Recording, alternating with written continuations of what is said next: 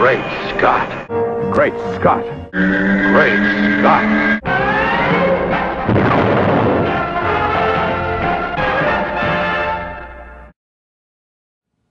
Hello everyone! Welcome to Great Scott. I'm Scotty V. It's good to see you. In lieu of the fact that there isn't too much super interesting super news that's been out that I haven't already covered or that you don't already know about, I wanted to talk a little bit about the Superman incarnations in movie and television history. Now, of course, before the Adventures of Superman George Reeves series, we had the books, we had the radio show, and we had the Kirk Alyn set of movie serials that were shown in small movie houses. For 10 cents, you'd go on the weekend, and as a kid, you'd be excited to go back the next week and see what happened. They would usually put the hero in a bad situation, or a hero's sidekick, such as Jimmy or Lois, and you'd have to go back and see. And what they would often do is they would take the hero out of that bad situation just seconds before the last set of film ended. And people sometimes got annoyed because you could see that they were in the car or they weren't in the car, and now they suddenly are, and they aren't, and that was their way of kind of writing themselves out of that situation. The Kirk Alyn series is fun to watch. The effects turned it into a cartoon when he flies, but that's okay. It was fun. What I wanted to talk about mainly was the George Reeves Superman show, and one of the reasons why I really enjoyed it when I started collecting it a few years ago, and I had seen it when I was young. Sometimes I would rush home, it would be on in the afternoon, or it would be on in the early mornings, and I would watch it, was George Reeves. Obviously, George Reeves was a pretty large man. He had the cleft chin, he had the jawline, he had the confident, positive attitude that you would associate with Superman, and he pulled it off with a flair.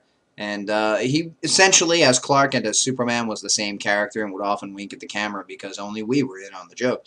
The other characters in the show didn't know he was Superman, but he could tell us because we knew.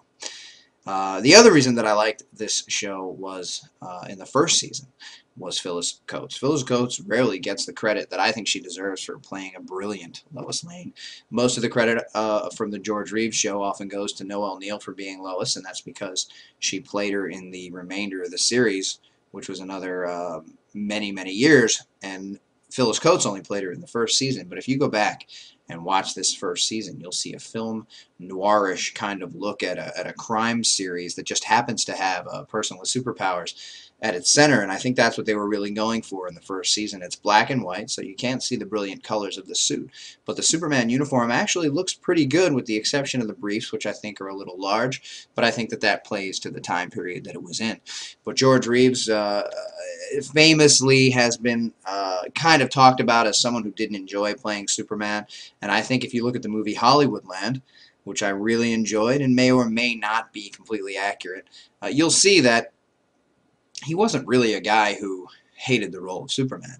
There were things about it that annoyed him, and of course he never had the film career he wanted to have, but I think he played a very exciting and fun Superman. And Phyllis Coates, as a strong investigative reporter in Metropolis, really looked the part of Lois and really played the part of a take-no-nonsense reporter who was a woman who would tell the men around her how it was and how it was going to be, and had no qualms about being the boss in any type of situation.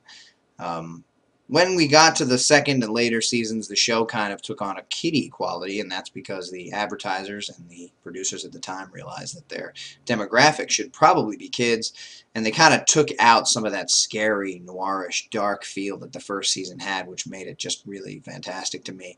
I've collected the other seasons as well, and I don't really enjoy those as much as an adult, but the first season's certainly worth a watch, and you should check out Hollywoodland as well. I enjoyed Ben Affleck's portrayal of George Reeves, and while it's not really a homage to the Adventures of Superman TV series, you do see a little bit of that, and a little bit of what went on with effects, a springboard being used with the window, and him getting a little annoyed because there were some accidents or something along those lines. But it's an interesting take on what might have happened in the life and death of George Reeves.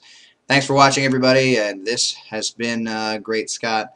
Remember, always look up in the sky.